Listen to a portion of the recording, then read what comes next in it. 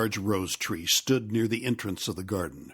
The roses growing on it were white, but there were 3 gardeners at it, busily painting them red. Alice thought this a very curious thing, and she went nearer to watch them. And just as she came up to them, she heard one of them say, "Look out now, Five! Don't go splashing paint all over me like that!" "I couldn't help it," said Five in a sulky tone. "Seven jogged my elbow." On which Seven looked up and said, "That's right, Five. Always lay the blame on others." "You'd better not talk," said Five. "I heard the Queen say only yesterday you deserve to be beheaded." "What for?" said the one who had spoken first. "That's none of your business, too," said Seven. "Yes, it is his business," said Five. "And I'll tell him it was for bringing the cook tulip roots instead of onions." Seven flung down his brush, and had just begun, "Well, of all the unjust things," when his eye chanced to fall upon Alice as she stood watching them, and he checked himself suddenly. The others looked around also, and all of them bowed low. "Would you tell me," said Alice a little timidly, "why you are painting those roses?" Five and Seven said nothing, but looked at Two. Two began in a low voice, "Why, the fact is, you see, miss, this here ought to have been a red rose tree, and we put a white one in by mistake, and if the Queen was to find out, we should all have our heads cut off, you know. So you see, miss, we're doing the best before she comes to—" At this moment, Five, who had been anxiously looking across the garden, called out, "The Queen! The Queen!" And the 3 gardeners instantly threw themselves flat on their faces. There was a sound of many footsteps, and Alice looked round, eager to see the Queen.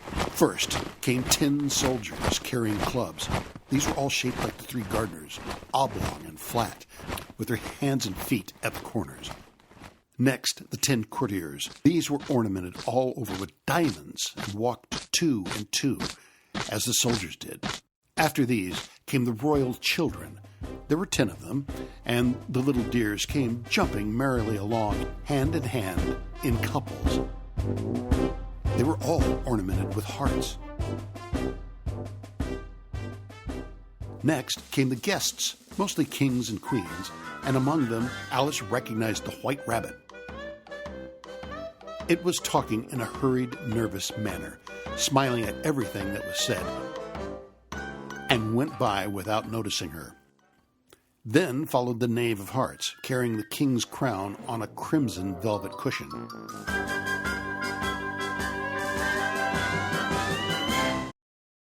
And last of all, this grand procession, came the King and Queen of Hearts.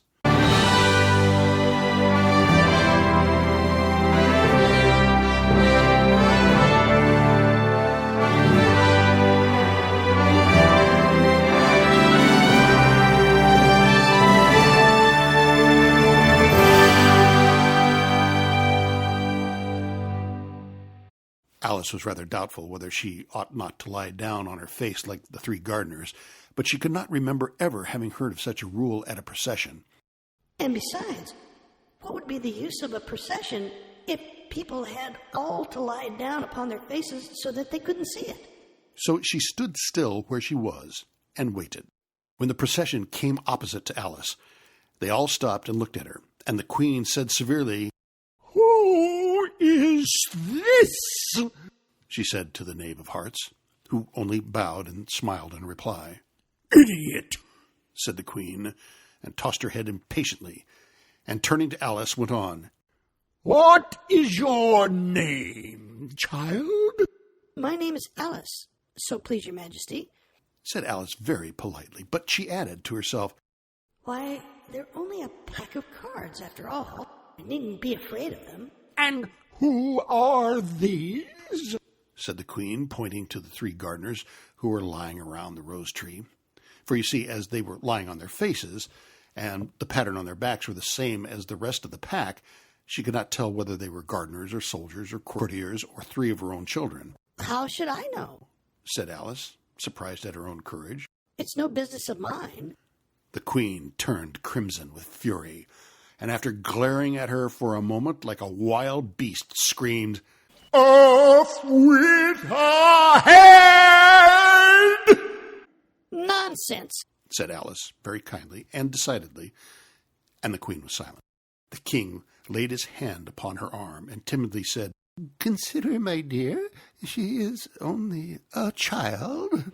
The Queen turned angrily away from him and said to the knave, "Turn them over."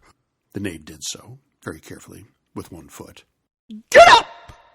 said the Queen in a shrill, loud voice, and the three gardeners instantly jumped up and began bowing to the King and Queen, the royal children, and everybody else. "Leave off that!" screamed the Queen. "You make me giddy." And then, turning to the rose tree, she went on, "What have you been doing here?" "May it please your Majesty," said two, in a very humble tone, going down on one knee as he spoke, "we were trying—" "I see," said the Queen, who had meanwhile been examining the roses. "Off with their heads!" And the procession moved on, 3 of the soldiers remaining behind to execute the unfortunate gardeners, who ran to Alice for protection. "You shan't be beheaded," said Alice, and she put them into a large flower pot that stood near. The 3 soldiers wandered about for a minute or two, looking for them, and then quietly marched off after the others. "Ah, their heads off!" shouted the Queen. "Their heads are gone, if it pleases your Majesty," the soldiers shouted in reply. "That's right!" shouted the Queen. "Can you play croquet?" The soldiers were silent and looked at Alice, as the question was evidently meant for her. "Yes!" shouted Alice. "Come on, then!"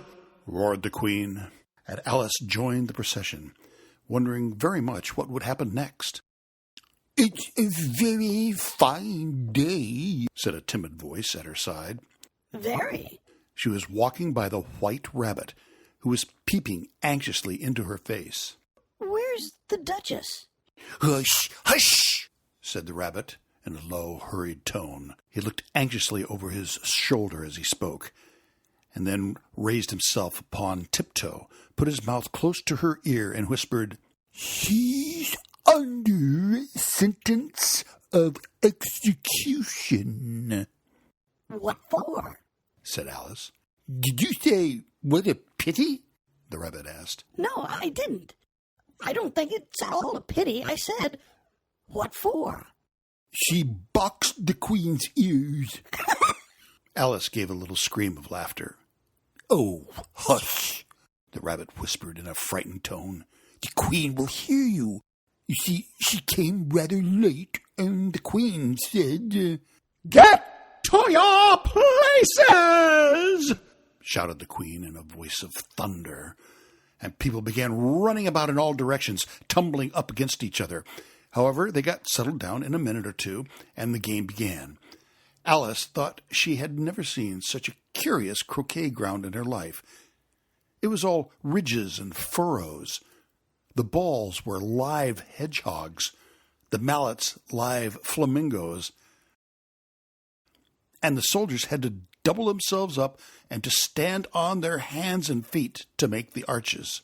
The chief difficulty Alice found at first was in managing her flamingo. She succeeded in getting its body tucked away comfortably enough under her arm, with its legs hanging down, but generally, just as she had got the neck nicely straightened out and was going to give the hedgehog a blow with its head, it would twist itself around and look up in her face with such a puzzled expression that she could not help bursting out laughing. And when she had got its head down and was going to begin again, it was very provoking to find that the hedgehog had unrolled itself and was in the act of crawling away. Besides all this, there was generally a ridge or furrow in the way wherever she wanted to send the hedgehog to, and as the doubled-up soldiers were always getting up and walking off to other parts of the ground, Alice soon came to the conclusion that it was a very difficult game indeed. The players all played at once without waiting for turns, quarreling all the while, and fighting for the hedgehogs, and in a very short time the Queen was in a furious passion and went stamping about and shouting, "Off with his head!" or "Off with her head!" about once a minute. Alice began to feel very uneasy. To be sure, she had not yet had any dispute with the Queen, but she knew that it might happen any minute. And then, thought she, what will become of me? They're dreadfully fond of beheading people here. The great wonder is that there's anyone left alive. She was looking about for some way of escape and wondering whether she could get away without being seen, when she noticed a curious appearance in the air. It puzzled her very much at first, but after watching it a minute or two, she made it out to be a grin, and she said to herself, "It's the Cheshire Cat. Now I shall have somebody to talk to." "How are you getting on?" said the cat, as soon as there was mouth enough for it to speak with. Alice waited till the eyes appeared, and then added, "It's no use speaking to it," she thought, "till its ears have come, or at least one of them." In another minute the whole head appeared, and then Alice put down her flamingo and began an account of the game, feeling very glad she had someone to listen to her. The cat seemed to think that there was enough of it now in sight, and no more of it appeared. "I don't think they play at all fairly," Alice began, in a rather complaining tone. "and they all quarrel so dreadfully one can't hear oneself speak, and they don't seem to have any rules in particular. At least, if there are, nobody attends to them, and you've no idea how confusing it is, all the things being alive. For instance, there's the arch I've got to go through next, walking about at the other end of the ground. And I should have croqueted the Queen's hedgehog just now, only it ran away when it saw mine coming." "How do you like the Queen?" said the cat in a low voice. "Not at all. She's so extremely—" Just then she noticed that the Queen was close behind her, listening, so she went on, "likely to win, and that's hardly worthwhile finishing the game." The Queen smiled and passed on. "Who are you talking to?" said the King, going up to Alice and looking at the cat's head with great curiosity. "It's a friend of mine, a Cheshire Cat. Allow me to introduce it." "I don't like the look of it at all. However, it may kiss my hand if it likes." "I'd rather not." "Don't be impertinent, and don't look at me like that." The King got behind Alice as he spoke. "A cat may look at a king. I've read that in some book, but I don't remember where." "Well, it must be removed," said the King, very decidedly, and he called the Queen, who was passing at the moment. "My dear, I wish you would have this cat removed." The Queen had only one way of settling all difficulties, great or small. "Off with his head!" she said, without even looking round. "I'll fetch the executioner myself," said the King eagerly, and he hurried off. Alice thought she might as well go back and see how the game was going on, as she heard the Queen's voice in the distance, screaming with passion. She had already heard her sentence 3 of the players to be executed for having missed their turns, and she did not like the look of things at all, as the game was in such confusion that she never knew whether it was her turn or not. So she went in search of her hedgehog. The hedgehog was engaged in a fight with another hedgehog, which seemed to Alice an excellent opportunity for croqueting one of them with the other. The only difficulty was that her flamingo was gone across to the other side of the garden, where Alice could see it trying in a helpless sort of way to fly up into a tree. By the time she had caught the flamingo and brought it back, the fight was over, and both the hedgehogs were out of sight. "But it doesn't matter much," thought Alice, "as all the arches are gone from this side of the ground." So she tucked it under her arm that it might not escape again, and went back for a little more conversation with her friend. When she got back to the Cheshire Cat, she was surprised to find quite a large crowd collected around it. There was a dispute going on between the executioner, the King, and the Queen, who were all talking at once, while all the rest were quite silent and looked very uncomfortable. The moment Alice appeared, she was appealed to by all 3 to settle the question, and they repeated their arguments to her, though as they all spoke at once, she found it very hard indeed to make out exactly what they said. The executioner's argument was that you couldn't cut off a head unless there was a body to cut it off from. That he had never had to do such a thing before, and he wasn't going to begin at his time of life. The king's argument was that anything that had a head could be beheaded, and that you weren't to talk nonsense. The queen's argument was that if something wasn't done about it in less than no time, she'd have everybody executed, all round. It was this last remark that had made the whole party look so grave and anxious. Alice could think of nothing else to say but, "It belongs to the Duchess. You better ask her about it." "She is in prison," the queen said to the executioner. "Fetch her here." And the executioner went off like an arrow. The cat's head began fading away the moment he was gone, and by the time he had come back with the Duchess, it had entirely disappeared. So the king and the executioner ran wildly up and down looking for it, while the rest of the party went back to the game.